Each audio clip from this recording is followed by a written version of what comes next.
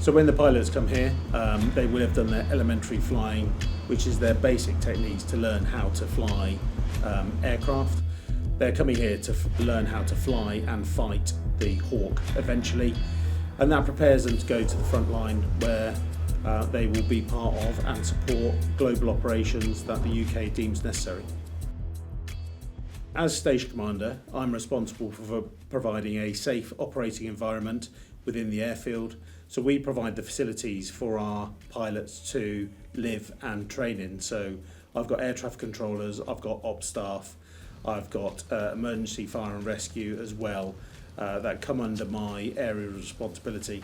We also provide them with their living accommodation, so all their real life support and everything deemed necessary to get them through their training and get them to the front line as fighter pilots. I think the Mach Loop is a convenient bonus on the doorstep. The reality is we've got some really open airspace within which our pilots can learn to fly the aircraft and then learn to fight the aircraft. Other areas of the UK are quite congested. However, we have Snowdonia on the doorstep for low flying, of which the Mach Loop is part of, and some really great airspace out to the west where it gives them great freedom of manoeuvre in order to conduct their training serials.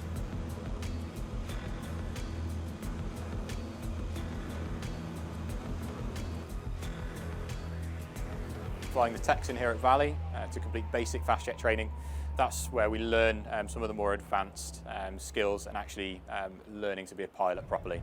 We learn to fly the aircraft first of all, learn to do some of the more advanced manoeuvres, aerobatics, some basic combat manoeuvres, learn to fly navigation at low level through Wales, through the valleys, through the Mach Loop, and then we learn some instrument flying, learning to fly in clouds and go to civilian airfields, and then we start developing the more tactical side of things.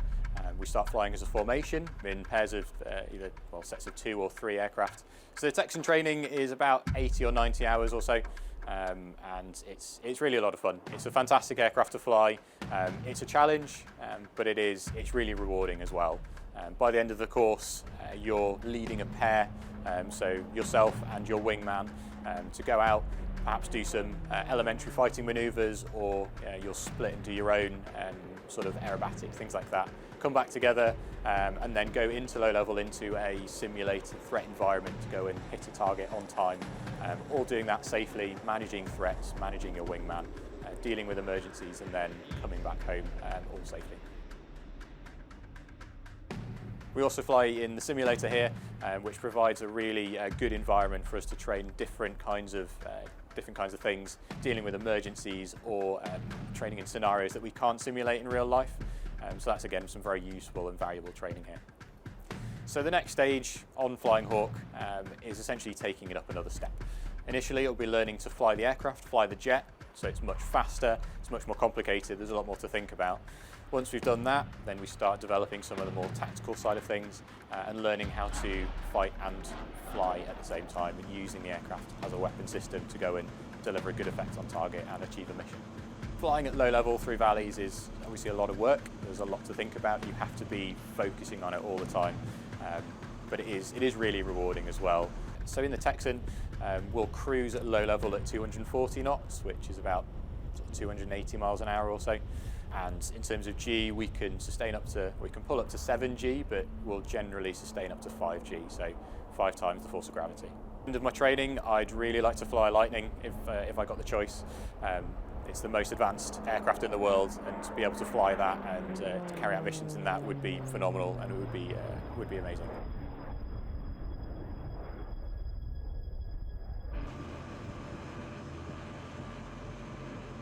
So the big thing with the Mach Loop area of Wales is the topography. It's very different from a lot of the rest of Wales, and most of the UK, to be fair. There's some similar bits up in the Lake District in northern Scotland, but the majority of the loop is not too challenging. But there are some perspective about the Mach Loop is having that safe line through the valleys, picking your entry point such that you maintain not only good height underneath the aircraft but on top of it as well, because you need to make sure you've got the safe distance in all directions around the aircraft. It's different from most of the rest of Wales, which although is undulating, is quite wide valleys, and it's a very specific skill set required, and there really aren't that many places to practice it within the UK, hence so many aircraft of all types, rotary, civilian, foreign, and our own fast jets get sort of funneled into it.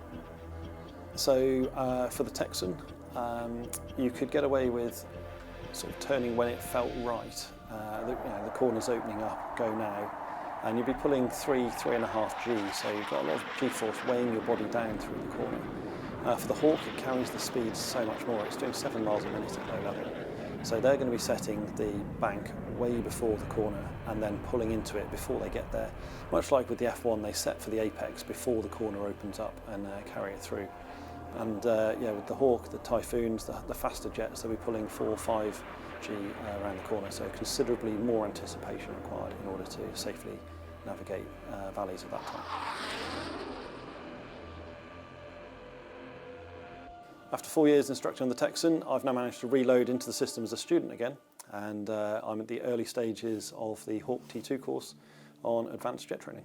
I think the big thing with the military flying side of things versus civilian flying is that generally, and it's a bit of a generalisation, but civilian flying is for the purpose of getting from A to B. Whereas for the military, when you get to B, you then have to operate and fight your aircraft. And by fight, it could be air combat, a bit like Top Gun trying to shoot something down, or it could be delivering other effects like surveillance or delivering aid. So the getting to B is only a small part of the job. So the progression from Texan to Hawk is something that is a really big jump, because you're going from an aircraft that gives you immediate power response to a jet where there's always a little bit more thinking to do, and also the G and the type of manoeuvres that we can fly on the Hawk aircraft are more advanced and more complicated.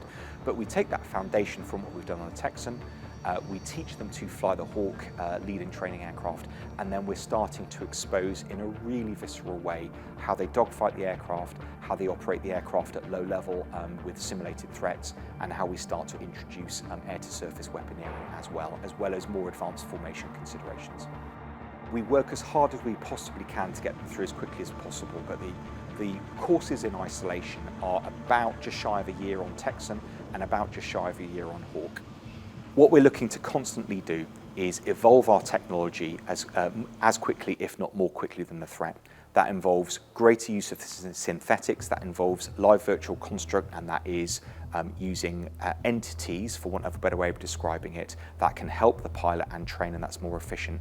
But we must never lose sight of the fact that live flying is such an important part of what we do, because you can't simulate the G-force and you can't simulate that jeopardy of what we do. Is fundamentally really, really hard, and sometimes can be very risky. So we need to be able to mitigate that risk by constant training to give our people the confidence that what they're doing is the right thing and that they can successfully execute the mission, but also to give our leaders the confidence that our people can do their job properly, which they absolutely can.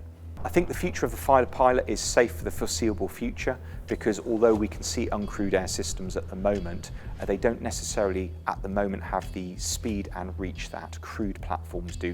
And specifically the advantages that combat air or fast jets offer is they can carry a very large payload, they can carry it very quickly, and they can carry it really dynamically. And what I mean by that is the ability to react to what it is that our government and or our senior military leaders need. I can absolutely see an evolution in due course of crewed systems working collaboratively with uncrewed systems within the same package, and what I mean by that is within the same mission. And clearly there's lots of great evidence out there that suggests in the years to come people may choose to use uncrewed systems more, but it will always be a blend, and at the moment I can assure you that the future of a fighter pilot is very safe. So what we have at the moment in terms of future 6th gen training is we currently have 4+ generation with Eurofighter Typhoon, and we have 5th generation with F-35 Lightning aircraft. And we are constantly evolving our syllabus and our training to make sure that we're giving the front line what it is they need in terms of the training for those fighter pilots going to the front line.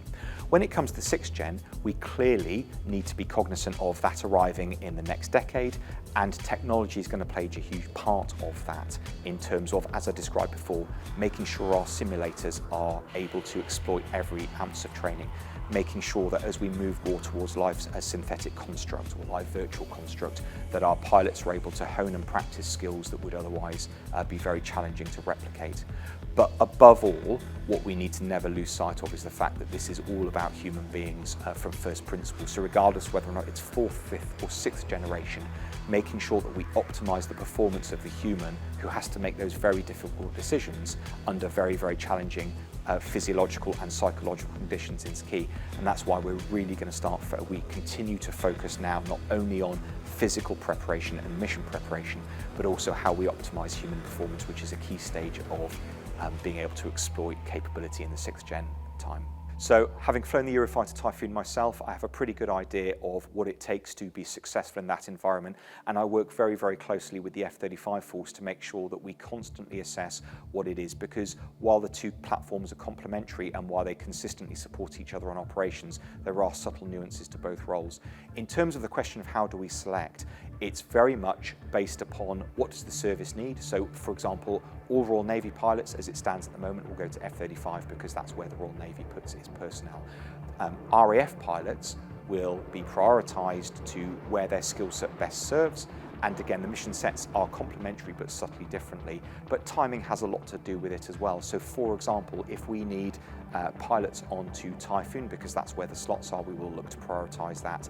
Or indeed, very much linked to the operational cycle of F-35 or indeed Typhoon, where are their spaces at any one time, noting that the most important thing is that a pilot trained within number 4 flying training school here at Valley, if they make the grade, and we obviously do everything we possibly can to get as many people through as possible, they are good enough to go to either Eurofighter Typhoon or to F-35.